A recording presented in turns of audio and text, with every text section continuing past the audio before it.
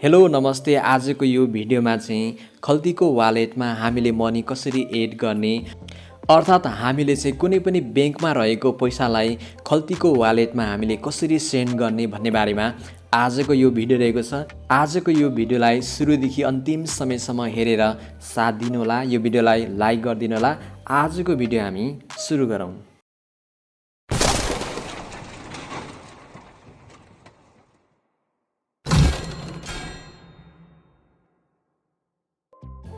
त्यसको लागि तपाईले आफ्नो खल्ती वालेटलाई ओपन गर्नुहोला र हामीले यहाँ खल्तीको इन्टरफेस हामीले देख्न सक्छौं। अहिले हेर्ने भने हाम्रो ब्यालेन्स चाहिँ यति रहेको छ र यहाँ हेर्ने भने चाहिँ एड मनी रहेको छ र सेन्ड मनी रहेको छ। अब हामीले खल्तीको वालेटमा चाहिँ मनी कसरी एड गर्ने म त्यसको बारेमा भिडियो ल्याउने छु। तर आज चाहिँ हामीले कुनै पनि ब्याङ्कमा रहेको पैसालाई मोबाइल ब्याङ्किङको माध्यमबाट हामीले आफ्नो खल्ती वालेटमा कसरी हामीले सेन्ड गर्ने भन्ने बारेमा यो भिडियो रहेको छ। त्यसको लागि चाहिँ अब हामीले आफ्नो मोबाइल ब्याङ्किङबाट चाहिँ खल्तीको वालेटमा चाहिँ मनी सेन्ड गर्ने भएको कारणले गर्दाखेरि म आफ्नो मोबाइल ब्याङ्किङलाई ओपन गर्नेछु। त्यसको लागि चाहिँ म आफ्नो मोबाइल ब्याङ्किङमा जानेछु। मैले चाहिँ सिद्धार्थ ब्याङ्कको मोबाइल ब्याङ्किङबाट चाहिँ आफ्नो मनी चाहिँ खल्ती वालेटमा चाहिँ म सेन्ड गर्न लागिरहेको छु। त्यसको लागि चाहिँ म आफ्नो सिद्धार्थ ब्याङ्कको मोबाइल ब्याङ्किङलाई म ओपन गर्नेछु। मैले आफ्नो सिद्धार्थ मोबाइल ब्याङ्किङलाई मैले ओपन गरिसकेको छु। अब हामीले मोबाइल ब्याङ्किङमा रहेको पैसालाई चाहिँ खल्ती वालेटमा मनी सेन्ड गर्नको लागि चाहिँ मुनतिर हेर्ने भने पेमेन्टको यहाँ अप्सन रहेको छ। यसमा तपाईले टच गर्नुहोला। यहाँ चाहिँ हामीले विभिन्न मोबाइल ब्याङ्किङबाट गर्न सकिने सेवाहरू हामीले चाहिँ देख्न सक्छौँ। यहाँ चाहिँ हामीले कुनै पनि वालेटमा हामीले मनी लोड गर्न सक्छौँ, कुनै पनि हामीले बिलको पेमेन्ट गर्न सक्छौँ, हामीले टपअप गर्न सक्छौँ।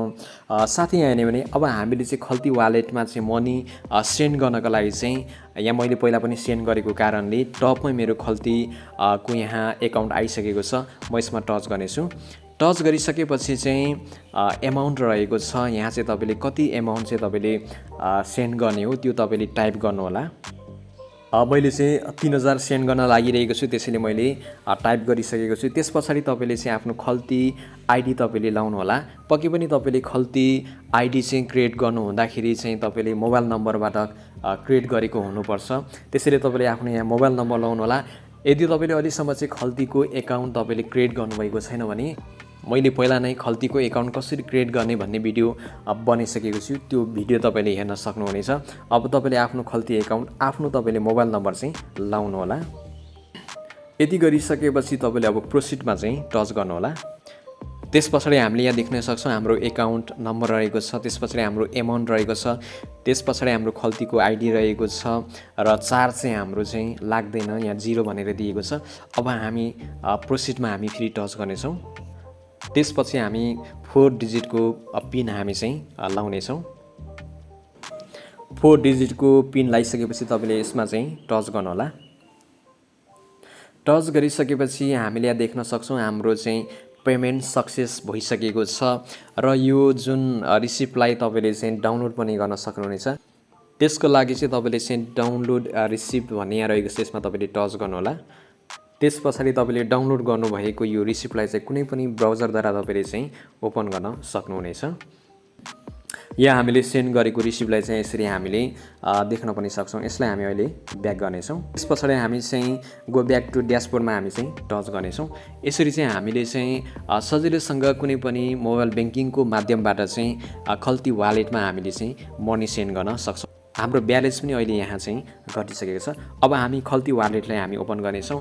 त्यहाँ हाम्रो मनी चाहिँ एड भएको छ कि छैन, आएको छ कि छैन भन्ने कुरा हामी हेर्नेछौँ। त्यसको लागि चाहिँ हामी खल्ती एकाउन्टलाई हामी ओपन गर्नेछौँ। मैले पैसा सेन्ड गरिसकेको छु। यहाँ चाहिँ हाम्रो अहिले देखाएको छैन। एकचोटि तपाईले रिफ्रेस गर्नुहोला। हामीले रिफ्रेस गरिसकेका छौँ र यहाँ चाहिँ मेरो मनी चाहिँ अहिले 3237 रुपियाँ चाहिँ भइसकेको छ। यसरी तपाईले चाहिँ सजिलैसँग चाहिँ कुनै पनि मोबाइल ब्याङ्किङमा रहेको पैसालाई आफ्नो खल्ती वालेटमा अर्थात् तपाईले जुनसुकै वालेटमा पनि यसरी तपाईले चाहिँ मनीलाई सेन्ड गर्न सक्नुहुनेछ र तपाईले खल्तीको माध्यमबाट चाहिँ विभिन्न खल्तीले दिएका सेवाहरू तपाईले प्रयोग गर्न सक्नुहुनेछ। आजको भिडियो कस्तो लाग्यो? भिडियो राम्रो लाग्यो भने यो भिडियोलाई लाइक गरिदिनु होला। म नेक्स्ट टाइम चाहिँ खल्तीबाटै तपाईँले कुनै पनि ब्याङ्कमा रहेको पैसालाई आफ्नो वालेटमा कसरी एड गर्ने भन्ने म त्यो पनि भिडियो लिएर आउनेछु। कसरी हामीले चाहिँ आफ्नो खल्ती वालेटमा चाहिँ विभिन्न ब्याङ्कहरू चाहिँ लिङ्क गर्ने त्यो विषयमा पनि भिडियो लिएर आउनेछु। यो भिडियोलाई लाइक गरिदिनु होला। धन्यवाद।